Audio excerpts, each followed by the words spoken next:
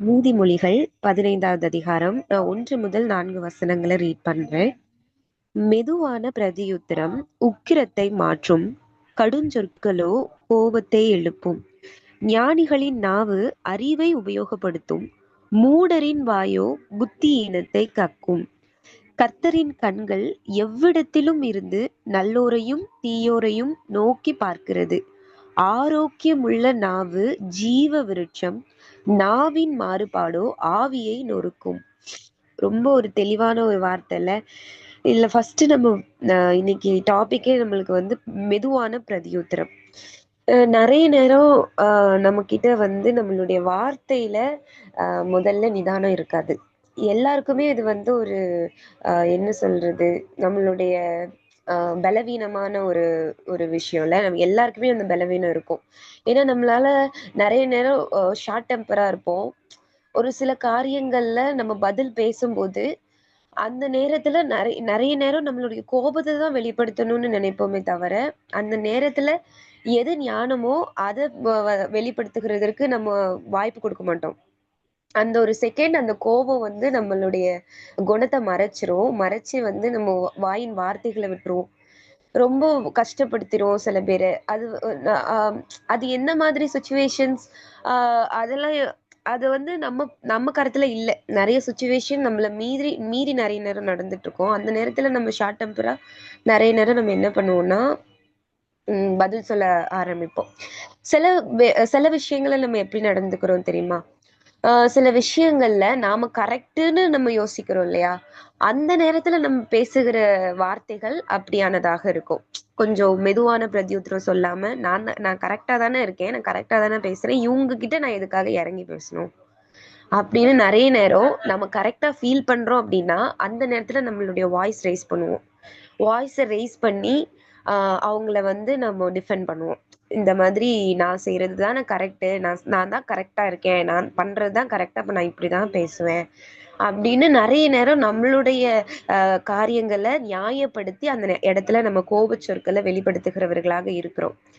ஆனா பைபிள்ல நம்ம நிறைய கேரக்டர்ஸ எடுத்து தியானித்து பார்த்தோம் அப்படின்னா, அவங்க கிட்டயும் நம்மளை காட்டிலும் நியாயங்கள் இருக்குது, நீதி இருக்குது. ஆனா அந்த இடத்துல கூட அவங்க அவங்களையே தாழ்மைப்படுத்தி அந்த இடத்துல மெதுவான பிரதியுத்தரம் பேசுகிறவர்களாக வெளிப்படுகிறாங்க. இயேசு கிறிஸ்து நம்ம கிட்ட எதிர்பார்க்கிற குணமும் அதுதான். நீ கரெக்டாவே இருந்துக்கோ, உன்கிட்ட நியாயமே இருக்கட்டும், நீதியே இருக்கட்டும், நீ சொல்றது சரியாவே இருக்கட்டும். ஆனா உன்கிட்ட ஒருத்தவங்க டிஃபெண்ட் பண்றாங்க, நம்ம கிட்ட ஒருத்தவங்க நம்மள வாதாடுறாங்க, வாக்குவாதம் பண்றாங்க அப்படின்னா அந்த இடத்துல நம்மளுடைய பிரதியுத்தரம் எப்படிப்பட்டதாக இருக்கிறது? சில நேரங்கள் நம்ம சரியாக இருக்கிறோம், கோபத்துல பேசுறோம், ஏதாச்சும் சொல்லிடுறோம். சில நேரங்கள்ல நாமளே சில தப்பு பண்றோம். நம்மகிட்டயே சில தப்புகள் இருக்கும், குறைவுகள் இருக்கும். அதை மறைக்கிறதற்காக நம்ம வந்து சில சொற்களை வந்து வெளிப்படுத்துவோம்.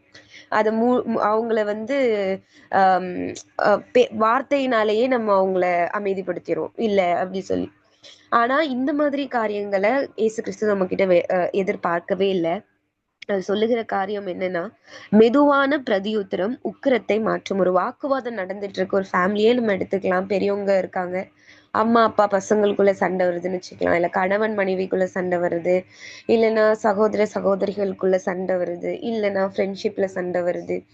இல்ல ஒரு உறவுகளுக்குள்ள உறவினர்கள் கிட்ட சண்டை வருது அப்படின்னு எடுத்துக்கிட்டோம்னா, அந்த வாக்குவாதத்துல நம்ம எப்படிப்பட்டவர்களாக இருக்கோம் அப்படின்னா, கத்துறோம் நிறைய நேரம். சண்டை போடுறோம், கோபமா பேசுறோம். ஆனா இந்த காரியங்கள், இந்த குணாதிசயங்கள்லாம் இயேசு கிறிஸ்துவுடையது இல்லல்ல. அவரு வந்து சிலுவையின் மரண பரியந்தம் அவரு தாழ்த்துறாரு. ஏன்னா அவர்கிட்ட பாவமே இல்ல. ஆனா நமக்காக அவர் பாவமானாரு. அவரை வந்து எல்லாரும் குற்றப்படுத்தி கொஸ்டின் பண்றாங்க. ஆனா அவர் வாயே திறக்கலையாம். வாய மூடிட்டு அவ்வளோ அமைதியா இருந்திருக்கிறாரு. ஏன்னா அவருக்கு தெரியும் அவர் வந்ததற்கான நோக்கம் என்ன அப்படின்னு சொல்லி. அப்போ நம்ம மேல கர்த்தருக்கு ஒரு நோக்கம் இருக்குல்ல. நம்ம ஏன் நிறைய நேரம் அந்த நோக்கத்தை குறித்து அந்த நோக்கத்தை குறித்து சிந்திக்காம நம்மளுடைய மாம்சத்துல யோசிச்சு நம்மள நாம பாதுகாக்கிறதுக்கு இதுக்கு நிறைய நேரம் நம்ம கடுஞ்சொற்களை யூஸ் பண்றோம்ல. நிறைய நேரம் நம்மள நாம பாதுகாத்துக்கிறதுக்காக பேசுகிறவர்களாக இருக்குமே தவிர, அவருடைய ராஜ்யத்துக்காக நம்மளுடைய வார்த்தைகளை யூஸ் பண்றோமா? கிடையாது. அப்படி இல்லவே இல்ல.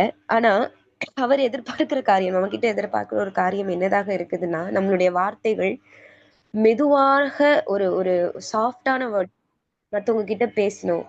ஒரு சண்டையே இருக்கட்டும், வாக்குவாதமாவே இருக்கட்டும். ஆனா அவரை வெளிப்படுத்துகிறவர்களாக இருக்கிற கிறிஸ்தவர்கள், ஆ அவங்களுடைய வார்த்தை எப்படிப்பட்டதாக இருக்கணும்னா, மெதுவான பிரதியுத்தரமாக இருக்கணுமா. ஸோ இன்னைக்கு நம்ம டிசைட் பண்ணிக்கலாம். இன்னைக்கு அதாவது இதெல்லாம் ரொம்ப ரொம்ப ஹை குவாலிட்டிங்க. நம்ம கிட்ட இருக்க வேண்டிய ஹை குவாலிட்டி வந்து இந்த நிதானம், இந்த மெதுவான பிரதியுத்தரம். இது நம்ம கிட்ட இருந்தது அப்படின்னா, நம்மளுடைய முகத்துல சரி, நம்மளுடைய சரீர பிரகாரமான தோற்றத்துல சரி, ஒரு சாந்தத்தை மற்றவர்கள் உணருவாங்க. நம்மளுடைய முகத்திலயும் ஒரு ஒரு புன்னகை எப்பவுமே நம்மகிட்ட இருந்துட்டே இருக்கும். ஏன்னா நமக்கு தெரியும் எந்த ஒரு இடத்துலயும் நம்ம ஷார்ட் டெம்பரா ஆயிடக்கூடாது. வார்த்தைகள்ல நிதானமாக இருக்கணும். அவருடைய சந்தோஷத்தை மற்றவர்களுக்கு கொடுக்கிறவர்களாக நம்ம இருக்கும் பொழுது, நாம இந்த மாதிரி இருக்கக்கூடாதுன்னு நம்ம கண்ட்ரோல் பண்ணிப்போம்ல. ஸோ நம்மளை பார்க்கிறவர்கள் இயேசு கிறிஸ்துவை பார்க்கிறவர்களாக ஆஹ் பார்க்கிறவர்களாக இருக்கிறாங்க. அவங்க அவரை நம்ம இடத்துல பார்க்கிறவர்களாக இருக்கிறாங்க. ஸோ நான் எல்லா இடத்துலயுமே சரி, நம்ம வேலை பார்க்கிற இடத்துல, படிக்கிற இடத்துல, இல்லைன்னா யாரையாச்சும் ஒருத்தவங்களை வெளியே சந்திக்கிற இடத்துல, ஆஹ் அனுதினமும் நம்ம மீட் பண்ற சில நபர்களுக்கு மத்தியில ஏதாவது ஒரு காரியங்கள் வெளிப்படுது, இல்ல ஒரு வாக்குவாதம் உண்டாகுது, இல்லைன்னா ஏதோ ஒரு பேச்சு வளர்க்குறாங்க அப்படிங்கிற பட்சத்துல நாம நம்ம எப்படி இருக்கணும் அப்படின்னா, நம்மளுடைய வார்த்தை எப்பொழுதும் யோசிச்சு நிதானமா மெதுவா எந்த ஒரு ஆர்ப்பாட்டமும் இல்லாம அமைதியான பதில் சொல்றவங்களா இருக்கணுங்க. காற்றும் கடலும் கொந்தளித்து கொண்டு இருக்குது. காற்று அவ்வளவு வேகமா அடிக்குது, கடல் எல்லாம் கொந்தளிக்குது, சீஷர்கள் எல்லாம் பயப்படுறாங்க. ஆனா அந்த இடத்துல இயேசு கிறிஸ்து படுத்திருக்கிறாரு. எழுப்பி கத்துறாங்க எல்லாரும் இல்ல, அந்த சம்பவம் நம்மளுக்கு தெரியும். அவர் எழும்பிட்டு ரொம்ப அவ்வளோ அமைதியா அவர் இடத்துல அவ்வளோ ஒரு சமாதானம் இருக்குதுங்க. இயேசு கிறிஸ்து கிட்ட அவ்வளோ பெரிய சமாதானம் அவர் இடத்துல இருக்குது. அவர் சொல்லுகிற பிரதியுத்தரம் எப்படி இருக்குதுன்னா, எதுக்கு நீங்க இப்படி பயப்படுறீங்க, நான் இங்கதான் இருக்கேன் அப்படின்னு சொல்லிட்டு இறையாதே அமைதலா இருன்னு காற்றையும் கடலையும் அதட்டுறாரு. அது வந்து அமைதியாகுது. ஸோ அவர் அவர் வந்து அமைதியின் சொரூபமாக இருக்கிறாரு. அவர்கிட்ட ஒரு அவர் வந்து பிரசங்கம் பண்ணும்போதும் சரி, அவரு அவரு மனுஷனா இருந்த காலத்துல சுவிசேஷத்தை மற்றவங்களுக்கு பிரசங்கிக்கிற போதும் சரி, எந்த ஒரு இடத்துலயும் அவர் கூக்குரல் இடலையா, கூச்சல் இடலையா, அவ்வளோ ஒரு அமைதியான ஒரு பர்சனா அவர் வந்து இருந்திருக்கிறாரு. அப்ப அது வந்து எதற்கு எடுத்துக்காட்டு? நாம வந்து அவர் எப்படி இருந்தாரோ அப்படிதான் நாம இருக்கணுங்கிறதுக்கு தான் அவர் எடுத்துக்காட்டா இருந்தாரு. ஆனா நாம அப்படி இருக்கிறோமா? இல்லவே இல்லல்ல. நெறைய நேரம் நம்ம எப்படி நம்மளை நாம தான் நம்மளுடைய மாம்ச காரியத்த தான் நம்ம வெளிப்படுத்தணும்னு முற்படுகிறோமே தவிர, அவருடைய ராஜ்யத்தை யோசிச்சு அதற்காக பேசுகிறவர்களாக நம்ம நெறைய நேரம் இருக்க மாட்றோம். நம்மளுடைய பிரதியுத்தரம் எப்படிப்பட்டதாக இருக்கணும் அப்படின்னா, மெதுவான பிரதியுத்தரமாக இருக்கணும். அப்பன்னா அந்த நேரத்துல சிச்சுவேஷன் கூட ரொம்ப சுல அது அது வந்து அமைதியாக மாறிடுங்க. ஒருத்தவங்க ரொம்ப கத்துறாங்கன்னு வச்சுக்கோங்களேன். எங்க வீட்லலாம் எங்க அப்பாவுக்கு ரொம்ப கோவம் வரும். எங்க அப்பா கோவத்துக்கு ஈக்குவலே இல்ல. நான் இதுவரைக்கும் என் வாழ்க்கையில நான் பார்த்த நபர்கள்ல இவ்ளோ கோபம் ஒருத்தவங்களுக்கு வருமா அப்படின்னு நான் பார்த்த நபர்கள்ல நான் சொல்றது யாரு சொல்லுவேன்னா, எங்க அப்பாவ தான் நான் சொல்லுவேன். ரொம்ப கோவம் வரும் அவங்களுக்கு. அ அப் அப்படி அவங்க கோவப்படும் பொழுது, நம்மளும் இல்ல நான் பண்றதுதான்ப்பா கரெக்ட் அப்படின்னு சொல்லிட்டு நம்ம டிஃபெண்ட் பண்ணணும்னு வச்சுக்கோங்க. கத்தணும்னு வச்சுக்கோங்களேன். கர்த்தரை அறியாதவர்கள், அவருடைய வார்த்தையை அறியாத அந்த ஒரு ஒரு மனுஷன் இல்ல ஒரு ஜனங்களுக்கு அதுல இருக்கிற அந்த ஆழம் புரியாது. நம்ம போட்டு கத்துனோம்னா அவங்களுக்கு புரிய போறது கிடையாது. கத்துனா அவங்களுக்கு தெரிய போறது கிடையாது. அந்த இடத்துல நம்ம ஒரு சாந்தமா, அமைதலா போகிறதுக்கு அவர்கிட்ட ஞானத்த கேட்டுட்டு நம்ம சாந்தமா போனோம்னு வச்சுக்கோங்களேன். நமக்காக அவங்களுடைய இருதயத்துல கர்த்தர் பேசுவாருங்க. ஏன்னா நம்ம எந்த இடத்துல அமைதியாக போறோமோ அதை கர்த்தர் பார்த்துக்கிட்டே இருக்கிறாரு. நம்ம தேர்ட் வர்ஸ்ல ரீட் பண்ணோம்ல, கர்த்தரின் கண்கள் எவ்விடத்திலும் இருந்து நல்லோரையும் தீயோரையும் நோக்கி பார்க்கிறது. நம்ம அவருடைய கண்ணுக்கு மறைவா எங்கேயுமே போக முடியாதுல்ல. இருதயத்தின் ஆழத்தை அறிந்திருக்கிறவர் அவர், அறிகிறவர் அவர், பார்த்து கொண்டிருக்கிறவர் அவர். அப்ப நம்ம இருதயத்துல என்ன யோசிக்கிறோங்கிறது அவருக்கு தெரியும். அப்போ ஒரு செகண்ட் யாராச்சும் உங்ககிட்ட நிந்திச்சு பேசுறாங்க இல்ல கோவப்படுத்துறாங்க அப்படின்னா அந்த இடத்துல கொஞ்சம் உங்களை நீங்க கண்ட்ரோல் பண்ணிட்டு வார்த்தைகளை விடாம கொஞ்சம் உங்களை நீங்க கண்ட்ரோல் பண்ணிக்க ட்ரை பண்ணுங்களேன். யாராச்சும் உங்களை ரொம்ப கோவப்படுத்துறாங்களா, இதுக்காக நம்மள பொறுமையை இப்படி சோதிக்கிறாங்களே அப்படின்னு தோணும். இவ்வளவு டென்ஷன் படுத்துறாங்களே அப்படி தோணும். நான் தப்பே பண்ணல, என்ன இப்படி பேசுறாங்களே அப்படி இருக்கும். ஆனா அந்த இடத்துல எல்லாம் நம்ம அவரை அவரை முன் வச்சுட்டு, அப்ப நீங்களே பாத்துக்கோங்க, நான் வாய் திறக்க மாட்டேன், எனக்காக நீங்க தான் யுத்தம் பண்ணணும், நான் பேச மாட்டேன் அப்படின்னு சொல்லிட்டு வார்த்தைகளை நம்ம ஜாக்கிரதையா யூஸ் பண்ணோம்னு வச்சுக்கோங்களேன், அவர் நமக்காக காரியத்தை வாய்க்க பண்ணுவார். அவரால முடியாதது ஒண்ணுமே இல்ல. நம்ம யோசிக்கிறோம், நாம தான் அவங்கள மாத்தணும், நாம தான் அவங்க இருதயத்துல பேசணும், நாம தான் அவங்களுக்கு புரிய வைக்கணும் அப்படின்னு நிறைய நேரம் சுயத்துல ஓடிட்டு இருக்கோம், போராடுறோம். முடியல, டயர்ட் ஆயிருது. ஆனா ஒரு செகண்ட் நம்மளுக்கு முடியாது, சோர்ந்து போறோங்கிற பட்சத்துல நம்மள நாமளே இழந்து ஒரு காரியத்தை வெளிப்படுத்தாமல் அவருக்காக காத்திருந்தோம் அப்படின்னா, அப்பா நீங்களே பாத்துக்கோங்க, இதுக்கு மேல என்னால முடியாது, நான் சரண்டர், அவ்வளவுதான் அப்படின்னு சொல்லிட்டு நம்ம கொஞ்சம் அவருக்கு இடம் கொடுத்தோம் அப்படின்னா அவருக்கு அப்புறம் டேக் ஓவர் பண்ணிப்பாரு. அவ்வளவுதான். நம்ம அந்த இடம் தான் அவருக்கு கொடுக்கறது இல்ல. நானே பார்த்துப்பேன், நானே பேசிப்பேன், நானே முடிச்சுப்பேன் அப்படின்னு நிறைய நேரம் நம்ம போராடிட்டு இருக்கும் போது அவர் விலகிருவாரு. ஓகே, நீயே போராடிக்கோ, ஒண்ணும் இல்ல அப்படின்னு சொல்லிட்டு அவரு விலகிருவாரு. அப்புறம் போராடி நம்ம தான் கடைசியில கஷ்டப்படுவோம். சோ அவருக்கு இடம் கொடுத்தோம் அப்படின்னா, நீங்க கொஞ்சம் பாத்துக்கோங்கப்பா, எனக்கு முடியல அப்படின்னு சரண்டர் பண்ணிட்டோம் அப்படிங்கும்போது, யாருடைய இருதயத்தையும் மாற்றுகிறதற்கு அவர் வல்லவராக இருக்கிறார். நமக்கு அவரை வெளிப்படுத்தின அவருக்கு நம்மை சார்ந்து இருக்கிறவங்களுக்கு அவரை வெளிப்படுத்துகிறது ரொம்ப லேசான காரியம் இல்ல. நம்மளும் சாதாரண மனுஷங்க தானே. நமக்கு அவரை வெளிப்படுத்தினார், நம்ம அவரோட அன்பு புரிஞ்சுக்கிட்டோம் அப்படின்னா அது நம்மளுடைய பலத்திலயோ நம்மளுடைய இதுலயோ நம்மளுடைய ஆசையிலயோ நம்ம அறிந்துக்கல. அவர் ஃபர்ஸ்ட் நம்மள நினைச்சாரு. நான் அவரை நம்மளுக்கு வெளிப்படுத்தணும்னு அவர் நினைச்சதுனாலதான் நாம அவரை தெரிஞ்சுக்கிட்டோம்ல. அவர் யாருங்கிறத முழுசா அறிஞ்சுக்கிட்டோம்ல, அவருடைய நாமத்தை. அப்போ மற்றவர்களுக்காக மற்றவர்களுக்காக நம்ம ப்ரேயர் தான் பண்ண முடியுமே தவிர அவங்க கிட்ட போயிட்டு நம்ம டிஃபெண்ட் பண்ணி எந்த வார்த்தைகளையும் பேசுறதுல எந்த நியாயமும் கிடையாது. இது ஒண்ணு நம்ம நியாயத்துல பேசுறோம் அதனால நம்ம கத்துறோம், சண்டை போடலாம் அப்படிங்கறது பண்ணக்கூடாது. அங்கேயும் நம்ம நிதானமா தான் செயல்படணும். இன்னொன்னு, நாமளே நிறைய நேரம் தப்பான காரியங்களை பேசுகிறவர்களாக இருக்கோம். அப்படி பேசும்போதும் அதை கர்த்தர் பார்க்கிறவராக இருக்கிறார். சோ நம்மளுடைய வார்த்தையில ரொம்ப ரொம்ப ஜாக்கிரதையாக இருப்போம். ஆரோக்கியமுள்ள நாவு. இந்த நாவு எப்போ ஆரோக்கியம் உள்ளதாக இருக்குதோ, நம்ம எப்போ நல்ல சொற்களை பேச ஆரம்பிக்கிறோமோ, பாசிட்டிவான அவருடைய வார்த்தைகளை மற்றவங்களுக்கு கொடுக்க ஆரம்பிக்கிறோமோ, அப்போதான் நம்ம நாவு ஆரோக்கியமாக இருக்கும். அப்படி இருந்தா மட்டும்தான் அது ஒரு ஜீவ விருட்சமாக இருக்குது. கனி கொடுக்கிற ஒரு வாழ்க்கை நம்ம கிட்ட அப்பதான் காணப்படும். ஏன்னா ஆவின் கனிகள் 9, 9லயுமே ஒவ்வொரு கனியை நம்ம எடுத்தாலும் அதுல ஏதாவது ஒரு இதுல நிதானம் தான் மறைந்திருக்கும். அன்பு எடுத்துக்கிட்டா பாருங்க, நிதானம் இல்லாம அன்பு. அன்பா இருக்கிறவங்க கிட்ட நிதானம் இருக்கும். அதே மாதிரி சாந்தம், நீடிய பொறுமை, எல்லாத்துலயுமே ஒரே கான்செப்ட் தான், ஒரே மீனிங் தான். நம்ம கிட்ட அந்த நிதானம் இருக்கணும் அப்படிங்கிறது தான். நிதானமாய் நடக்கிறவன் கர்த்தருக்கு பயப்படுகிறானா. யாரு கர்த்தருக்கு பயப்படுகிறாங்களோ அவங்க நிதானமா இருப்பாங்களாம். அப்ப நம்ம நிதானமா இல்ல அப்படின்னா நம்ம கர்த்தருக்கு பயப்படலைன்னு அர்த்தம். சோ அவருக்கு நம்ம பயப்படுகிற ஜனம் அப்படின்னு நம்ம சொல்லணும் அப்படின்னா நம்மளுடைய வார்த்தையில, நடக்கையில, செய்கையில எல்லாத்துலயும் ஒரு நிதானம் காணப்படணுங்க. நம்ம எடுத்தோம் கவுத்தோம் ஓடணும் அப்படின்னு எதையுமே பண்ணாம கொஞ்சம் நிதானமா எல்லாத்தையும் கூலா அமைதியா பண்ணுகிறதற்கு அவர்கிட்ட நம்ம ஹெல்ப் கேட்கலாம். அப்பனா கண்டிப்பா நம்ம யூனிக்கா இருப்போம் இல்ல. எல்லாரும் கத்துவாங்க, ஷார்ட் டெம்பரா இருப்பாங்க. அதுன்னு என்னடா இது இவ்ளோ பிரச்சனை நடந்துட்டு இருக்கு, இவ இவ்ளோ சைலண்டா இருக்கா அப்படி சொல்லணும் எல்லாரும். என்னடா இவ எவ்ளோ பேசுறாங்க, வாயவே திறக்கலையே அவ அப்படி சொல்லணும். இப்பா பதிலுக்கு பதில் கொடுத்துருவா அப்படி சொல்லக்கூடாது. நம்மளுடைய வார்த்தையில நம்ம நிதானம் காக்குறவர்களாக இருக்கணும். பேசாம இருக்கிறது பெட்டருங்க. நம்ம ஒரு விஷயத்த வந்துட்டு ஒரு விஷயத்துல வந்து பேசி அதுக்கப்புறம் அச்சச்சோ இப்படி பேசிட்டோமே அப்படின்னு நினைக்கிறத விட அந்த இடத்துல நல்ல வேளை அமைதியா இருந்தோம். பேசாதது நல்லது. அப்படின்னு இருந்துட்டோம்னு வச்சுக்கோங்க, அது இன்னும் பெட்டர். நம்ம சில காரியங்கள குறித்து தியானிப்போம். சங்கீதக்காரர் 141 1வது அதிகாரத்துல தாவீது என்ன சொல்றாருன்னா, "கர்த்தாவே என் வாய்க்கு காவல் வையும்." அவர் எங்க சொல்லணும் அப்படி? அவர் அறிக்கையிட்டு பிரேயர் பண்றாரு. அ என் வாய்க்கு நீங்க காவல் வைங்கன்னு சொல்றாரு. அப்ப நம்மளுக்கு என்ன ஃபர்ஸ்ட் நம்ம பாவம் பண்றதுக்கு, நம்ம பாவத்துல விழுகிறதற்கு, இல்ல நாமல நாமளே ஒரு க அ கட்டி போடுகிறதற்கு, இல்ல நம்ம எதுலயோ ஒரு இதுல அடிபடுகிறதுக்கு ஒரு வாய்ப்பா இருக்கிறது என்ன அப்டின்னா, நம்ம வாய். நம்மளுடைய வார்த்தை. சோ அதுல நம்ம நிதானமா இருக்கணும்.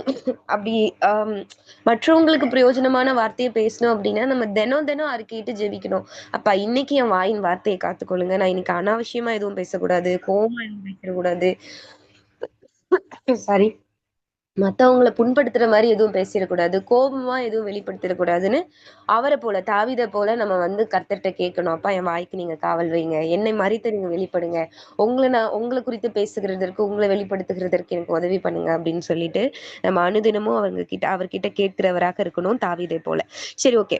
அ இப்ப வந்து அ நம்ம சில கேரக்டர்ஸ ரீட் பண்ணலாம். ஆபிரகாம், லோத் அவங்களோட ஸ்டோரி நமக்கு தெரியும்ல. ஆதியாகமம் நான் எடுத்து ரீட் பண்ணல நேரம் ஆயிடும்.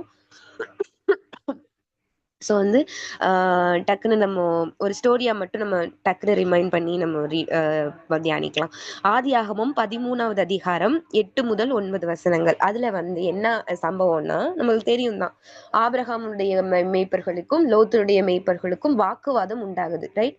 அப்போ உண்டாகிறதுல யோசிச்சு பாருங்க. லோத்தை விட ஆபிரகாம் வந்து லீடர் பொசிஷன்ல இருக்காரு. கரெக்டா? தலைமைத்துவம் அவரிடத்துல தான் இருக்குது. ஏன்னா அவருதான் மனைவியையும் லோத்தையும் கூட்டிட்டு வர்றாரு. கூட்டிட்டு கிளம்பிட்டு வரும்போது லோத்தும் ஓகே கூடவே வர்றாரு. அப்படி வந்த இடத்துல வந்து இப்ப வந்து யாருக்கு லீடர்ஷிப் இருக்கு அப்படின்னா ஆபிரகாமுக்கு தான் இருக்கு. அப்போ அவரு வந்து இந்த இடத்துல என்ன முடிவுனாலும் எடுத்திருக்கலாம். அது எப்படி உன்னுடைய மேய்ப்பர்கள் என்னுடைய மேய்ப்பர்கள் கிட்ட சண்டை போடலாம் அப்படின்னு சொல்லிட்டு அவர் வந்து தாம் தூம்னு கத்திருக்கலாம். இல்ல அவருடைய அதிகாரத்தை அதுல உபயோகப்படுத்திருக்கலாம். அவங்கள அவங்கள வந்து அந்த இடத்துல அவங்க வந்து மேற்கொண்டு அவருக்கு என்ன முடியுமோ அவரு அது பண்ணியிருந்திருக்கலாம். ஆனா, அவர் அந்த இடத்துல ரொம்ப பொலைட்டா சொல்றாரு, "நீயும் நானும் சகோதரர்கள். நமக்குள்ள எந்த ஒரு வாக்குவாதமும் வேண்டாம். உனக்கு என்ன வேணுமோ அத நீ தேர்ந்தெடுத்துட்டு நீ போயிருப்பா. எனக்கு என்ன வேணுமோ நான் பாத்துக்கிறேன்." அப்படின்னு ஃபர்ஸ்ட் பிரையாரிட்டி யாருக்கு குடுக்குறாருன்னா, லோத்துக்கு குடுக்குறாரு. "உனக்கு என்ன வேணுமோ நீ சூஸ் பண்ணிட்டு நீ விலகிக்கோப்பா, பிரச்சனை கிடையாது." அப்படின்னு சொல்லிட்டு அவர்கிட்ட ஃபர்ஸ்ட் பிரையாரிட்டிய குடுக்குறாரு சூஸ் பண்றதுக்கு. அதுக்கப்புறம் நம்மளுக்கு ஸ்டோரி தெரியும். அவர் எப்படி சூஸ் பண்ணாரு, எப்படி போனாருன்னு சொல்லிட்டு. ஆனா, இதுல இந்த இடத்துல நம்ம யாருடைய இருதயத்தை பார்க்கிறவர்களாக இருக்கணும்னா, ஆபிரகாமுடைய இருதயம். அந்த இடத்துல அவர் எப்படி வெளிப்படுத்துகிறார்? அவருக்கு இடம் குடுக்குறாருங்க. அப் அப் அ அ அப்போசிஷன் இப்போ வந்து ஒருத்தவங்க ஒருத்தவங்க நம்மளுக்கு எதிராக இருக்கிறாங்க அப்படின்னா, அவங்க வந்து என்ன வெளிப்படுத்துறாங்களோ படுத்திட்டு போட்டும். ஆ அவங்களுக்கும் ஒரு வாய்ப்பையும், இடத்தையும் குடுக்கிறவராக அந்த இடத்துல ஆபிரகாம் இருந்தாருல்ல. இந்த இடத்துல நம்ம இருந்தா என்ன பண்ணுவோம்? நாம நம்மளுடைய அதிகாரத்த தான் நம்ம வெளிப்படுத்தணும்னு நினைப்போம். இப்ப நம்ம நம்ம அந்த இடத்துல இருந்தோம் அப்படின்னா, நம்மளுக்கு என்ன வேணுமோ அத நம்ம சாதிச்சுக்கணும். அப்ப இந்த இடத்துல நான் எப்படி பேசணுமோ அப்படி பேசிட்டு முடிச்சிரணும்னு நினைப்போமே தவிர, அவங்க கெட்டவங்களாவே இருந்தாலும், அவங்களுடைய எண்ணம் கரெக்ட்டானதாகவே இல்ல அப்படின்னாலும், அவங்களுக்கு ஒரு வாய்ப்பை குடுக்குறதுக்கு நம்மளுக்கு தோணாது. ஆனா ஆபிரகாம் அப்படி நடக்கல. அவருடைய இருதயத்தை கர்த்தர் அறிந்திருந்தார். அவரை எப்படி ஆசீர்வதித்தார் கர்த்தர்ங்கிறது நம்மளுக்கு தெரியும் இல்ல? அப்போ நம்மளும் அப்படிதான் இருக்கணும்ல. நம்மளுடைய வாழ்க்கையில நம்ம சந்திக்கிறவங்க கிட்ட, அவங்க பிரையாரிடைஸ் பண்ற காரியங்களுக்கு நம்ம முக்கியத்துவம் குடுக்கணும். ஓகே நீங்க என்ன சொல்றீங்க? சொல்லுங்க. ஓகே சொல்லுங்க, பேசுங்க. அப்படின்னு அவங்களுக்கு இடம் குடுக்கிறவங்களாக இருக்கணுமே தவிர, டிஃபெண்ட் பண்ணி நம்ம பேசுகிறவங்களாக இருக்கக்கூடாது. ஓகே நீங்க பேசுங்க, நீங்க சொல்லுங்க அப்படின்னு சொல்லிட்டு, மெதுவான ஒரு பிரதியுத்தரம் சொல்லுகிறவர்களாக நம்ம இருக்கும் பொழுது, அந்த இடத்துல கோபங்கள் வந்து வெளிப்படாமல் அமர ஆரம்பிக்கும்.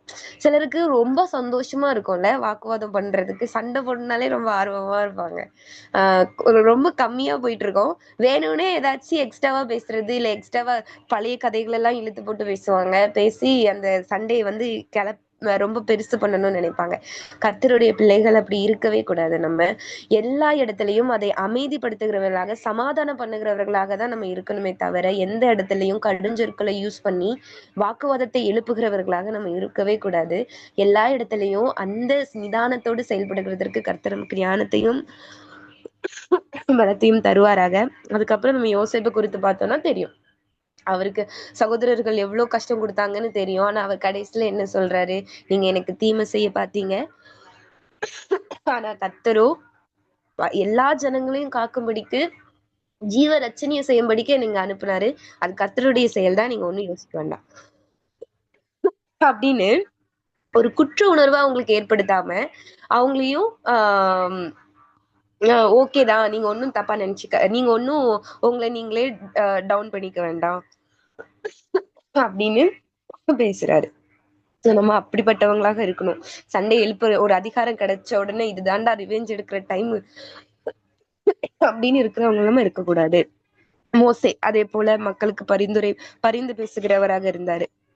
தாவீது அதே போல சவுலை மேற்கொள்ளுகிற ஒரு தருணம் வந்த போதும் தாவீது என்ன பண்ணாரு? கர்த்தர் அபிஷேகம் பண்ணினவர் மேல நான் கை வைக்க மாட்டேன் அப்படின்னு அவ்வளவு ஒரு ஹம்பிளா இருந்தாருல்ல. அந்த குணம் நம்ம கிட்ட இருக்கணும். நம்ம கிட்ட ஹம்பிள்ங்கிறது என்ன தெரியுமா? நம்மகிட்ட அதிகாரம் இல்லாத போது நம்ம தாழ்ந்து இருக்கிறது தாழ்மை இல்ல. எல்லா அதிகாரமும் நம்ம கிட்ட இருக்கும் பொழுது நம்ம தாழ்மையா இருக்கிறோம்ல, அதுதான் உண்மையான தாழ்மை. எல்லாம் இல்லாம நம்ம தாழ்த்துகிறது அது ஒரு தாழ்வு மனப்பான்மை அந்த மாதிரி கூட சொல்லிக்கலாம். என்கிட்ட எதுவுமே இல்ல, நான் ஒண்ணுமே இல்ல, அது தாழ்வு மனப்பான்மை. அது தாழ்மைக்கு ஈக்குவல் கிடையாது. ஆனா எல்லாம் இருக்குது, உங்களால எல்லாம் பண்ண முடியும், உங்களுக்கு அதிகாரம் இருக்கு, பவர் இருக்கு, எல்லாம் இருக்கு. ஆனாலும் மத்தவங்களுக்காக பரிந்து பேசுகிறவர்களாக, மத்தவங்கள இடத்துல உங்களை வச்சு பார்க்கிறவர்களாக இருக்கிறீங்க இல்லையா? ச்சே இப்படி பேசிட்டா அவங்க மனசு கஷ்டமாயிரும், பேசக்கூடாது அப்படின்னு யோசிக்கிறோம்ல.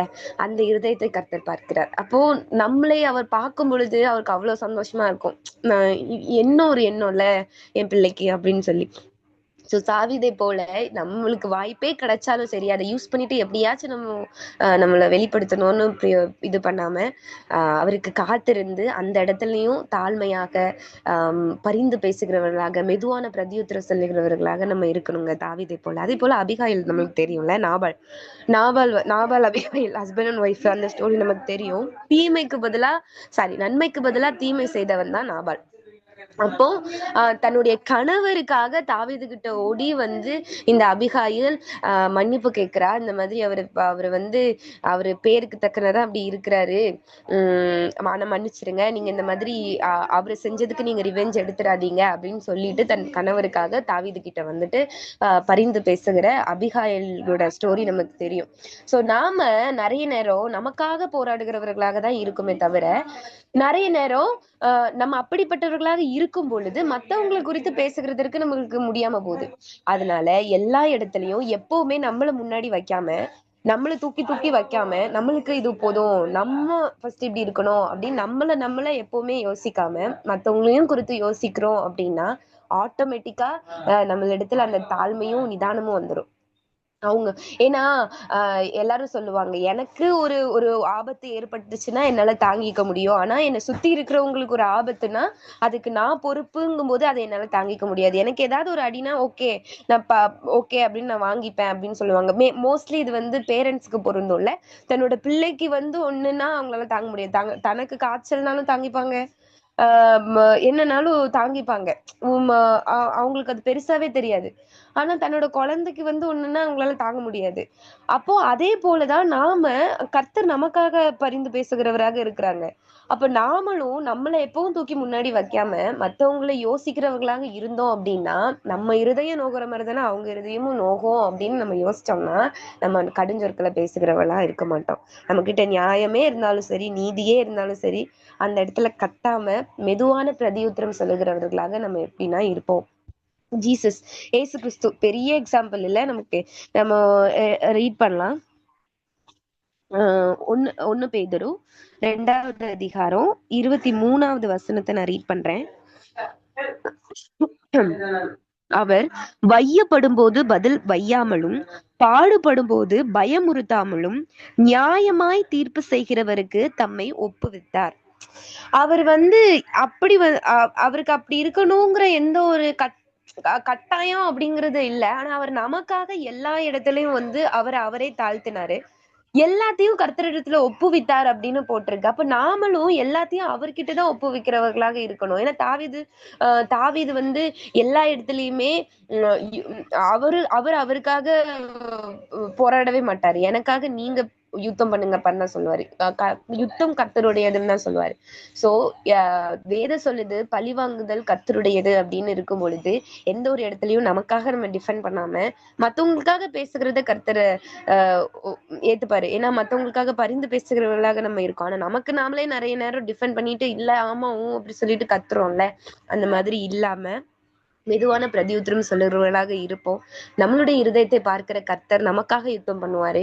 எந்த இடத்துல யாருடைய வார்த்தை உங்களை நோக்கு பண்ணுச்சோ அவங்களே உங்ககிட்ட மருந்து தருகிற வார்த்தைகளை பேசுவாருங்க. அவங்க வந்து உங்ககிட்ட பணிஞ்சு பேசுகிறதற்கு கர்த்தர் வைப்பாரு. நம்மளுடைய வார்த்தை மத்தவங்களுக்கு மருந்தாக தான் இருக்கணுமே தவிர காயப்படுத்துகிற வார்த்தைகளாக இருக்கக்கூடாது. வார்த்தையினால மற்றவர்களை நம்ம படுத்தக்கூடாது. சோ இன்னைக்கு நம்ம வந்து நம்ம கிட்ட ஒரு பெஸ்ட் குவாலிட்டி நம்ம கிட்ட இருக்கணும் அப்படின்னு நம்ம இன்னைக்கு ஒரு ஒரு தீர்மானம் எடுக்கலாம். என்ன அப்படின்னா எல்லா இடத்துலயும் நான் சைலண்டா இருப்பேன், கத்த மாட்டேன். ஏன்னா நான் ஒத்துக்கிறேன், நான் ரொம்ப கத்துவேன். சொல்றேன்ல எங்க அப்பாவுக்கு ரொம்ப கோவம் வரும். அதே போலதான் நானும். எனக்கும் நிறைய நேரம் வீட்டுல கத்துவேன். ஏதாச்சும் கோவம் வந்துச்சுன்னா ரொம்ப சத்தம் போடுவேன். ஆனா இன்னைக்கு என்ன வந்து கத்தர் என்கிட்ட பேசினாரு. அதனாலதான் நான் இன்னைக்கு உங்ககிட்ட இதை நான் ஷேர் பண்ணணும் அப்படின்னு நினைச்சேன். இன்னைக்கு கொஞ்சம் ஷேர் பண்ண முடியுமா, மெசேஜ் ஷேர் பண்ண முடியுமான்னு கேட்டாங்களா. அப்ப நான் ஒரு நிமிஷம் யோசிச்சேன். அப்ப நான் இன்னைக்கு என்ன ஷேர் பண்ணட்டும் அப்படின்னு நான் யோசிச்சுட்டே இருக்கும்போது என் இருதயத்துல நம்ம இன்னைக்கு ஒரு தீர்மானம் எடுத்தோமே, சில விஷயத்துல நம்ம கத்தாம இருக்கணும்னு சொல்லிட்டு, சோ அதை குறித்து நம்ம இன்னைக்கு தியானிக்கலாம் அப்படின்னு சொல்லிட்டு தான் நான் இதை இன்னைக்கு ஷேர் பண்ணலாம் அப்படின்னு யோசிச்சேன். சோ இன்னைக்கு நான் எடுத்த முடிவு இதுதான். நான் நிறைய இடத்துல வந்து கத்திட்டு இருந்திருக்கேன், கோவப்பட்டிருக்கேன். இந்த மாதிரி இருக்கக்கூடாது அப்படின்னு நான் இன்னைக்கு தீர்மானம் எடுத்திருக்கேன். சொன்னா நீங்களும் ஏதாவது ஒரு இடத்துல ஷார்ட் டெம்பரா இருந்தீங்க அப்படின்னா, இல்ல உங்களுக்கு தெரியாம பேசிடுறீங்க அப்படின்னாலும் கர்த்தர்கிட்ட நீங்க ஹெல்ப் கேளுங்க. நான் இந்த இடத்துல வந்து என் வாயை கட்டுங்கப்பா, நான் பேசிடக்கூடாது, இன்னைக்கு என் வாயை கட்டி போடுங்கப்பா அப்படின்னு நம்ம அனுதினமும் ஒப்புவித்து நம்ம ப்ரேயர் பண்ணா, தாவீதை போல நம்ம ப்ரேயர் பண்ணலாம். கண்டிப்பாக எல்லா தீங்கிலும் இருந்து நம்மளை கர்த்தர் விடுவிப்பாரு. கடுஞ்சொற்கள்ல இருந்து நம்மளை விடுவிப்பாரு. அவர் நமக்காக யுத்தம் பண்ணுவார். ஆமீன். கர்த்தர் தாமே இந்த வார்த்தையை ஆசீர்வதிப்பாராங்க.